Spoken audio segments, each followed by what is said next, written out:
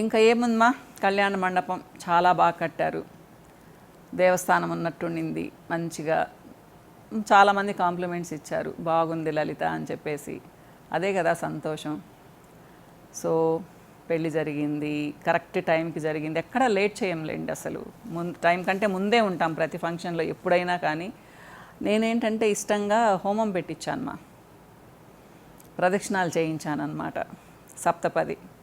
జనరల్గా మా వైపు పెద్దగా పెట్టరు, అది మానేశారు. నాకెందుకో చేయించాలనిపించింది. అంటే మీరు అనొచ్చు, మరి కొడుకుకి ఎందుకు చేయించలేదు అంటే, కోడలు వాళ్ళు చేయించాలి, నేను ప్రెషర్ చేయను. నా అభిప్రాయాలు ఎదుటి వాళ్ళ మీద రుద్దను. నాకు నచ్చితే, నా చేతిలో పవర్ ఉంటే చేస్తానన్నమాట. చెప్తే చేయించుండేవాళ్ళు, వాళ్ళ ఇష్టానికి వదిలేశాను అది. కాబట్టి మృదుల వాళ్ళ ఫాదరు వాళ్ళకి తగ్గట్టుగా చేసుకున్నారనమాట. అంటే డెఫినెట్గా క్వశ్చన్ అడుగుతారు, అంత ఇష్టమైతే మరి బాబుకి ఎందుకు చేయలేదు అని చెప్పేసి. సో నేను ఎవరిని ప్రెషర్ చేయను. ఇది నా చేతుల్లో పని కాబట్టి స్నిగ్గీకి చేయించాను. కానీ పాపం చాలా లేట్ అయిపోయింది, దానికైతే నీరసం వచ్చేసింది.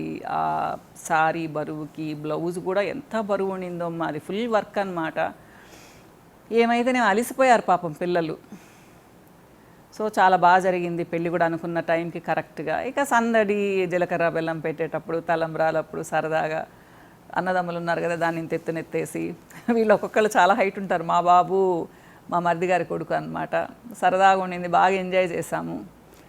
నాకైతే పిచ్చి ఆకలి అవుతుండేది. ఇంకా 11కి నా వల్ల కాలేదు. ఇంకా స్నిగ్గీ అయితే ఉండుమా అని గొడవ చేస్తూనే ఉండింది, నాకు ఆకలి అవుతుంది అంటే కూడా.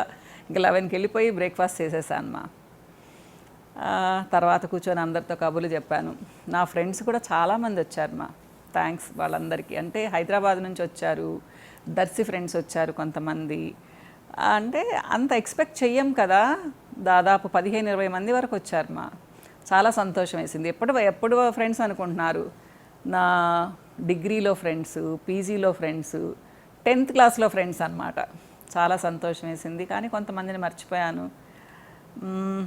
ఏం చేస్తామ్మా, పెళ్ళి అంటే టచ్లో ఉన్నోళ్ళని పిలిచాను, కానీ కొంతమంది క్లోజే, కానీ పిలవలేకపోయాను. సారీ చెప్తున్నాను వాళ్ళందరికీ. ఆ హడావుడిలో కొంతమందిని మిస్ చేశాను. అంతే, పెళ్ళిళ్ళల్లో తప్పదు. సో వచ్చిన వాళ్ళందరినీ బాగా రిసీవ్ చేసుకున్నాము, ఆప్యాయంగా పలకరించుకున్నాము. మెయిన్ చాలామంది కజిన్స్ అందరూ వచ్చారు, మా వారి వైపు, మా వైపు. చాలా రోజుల తర్వాత చూడడం కదా, బాగా సంతోషంగా అనిపించింది. ఇంకా ఏమున్నాయమ్మా పెళ్ళి కబుర్లు చూడండి. పెళ్ళి మొత్తం చూపించలేను, కానీ మెయిన్ ఈవెంట్స్ చూపిస్తాను, డెకరేషన్ చూపిస్తాను. అసలు విచిత్రం ఏంటంటే, పెళ్ళంతా అయిన తర్వాత అలా కళ్ళు మూసుకుంటే నాకు ఆ డెకరేషన్ గుర్తే రాలేదు. విఘ్నేశ్వరుడు తప్పితే నాకు ఇంకేమీ గుర్తు రాలేదన్నమాట. సో అందరు ఇలా ఉంది, అలా ఉంది, సెట్టింగ్ అలా ఉంది అని చెప్పారు. నేను కూడా మీతో పాటు చూడాల్సిందేమ్మా. ఆ హార్డ్ కాపీ కూడా మొన్ననే వచ్చింది. అంటే మీకు వీడియోస్ పెట్టేటప్పుడే వచ్చింది. నేనైతే చూడనే లేదు, ఇంకా మీతో పాటే చూస్తాను నేను కూడా వీడియోస్లో. సో ఇంతే మా విశేషాలు. మధ్యాహ్నం లంచ్ పెట్టాము సపరేట్గా, నాన్ వెజ్ అనమాట. నేనైతే తినలేకపోయాను అసలు, అలిసిపోయేసి మేము ఇంకా మళ్ళీ ఇంటికి వెళ్ళి అదే రోజు నైట్ మళ్ళీ రిసెప్షన్ కాబట్టి హడావిడి అయిపోయింది. కానీ చేసేద్దాం అనుకున్నాము, ఎందుకంటే మళ్ళీ ఒక రోజు గ్యాప్ అంటే సగం మంది వెళ్ళిపోతారు కదా, ఎన్ని రోజులని ఉంటారు కదా పాపం. కాబట్టి అదే రోజు నైట్ రిసెప్షన్ గురించి వేరే వీడియోలో మాట్లాడతానమ్మా. బాయ్.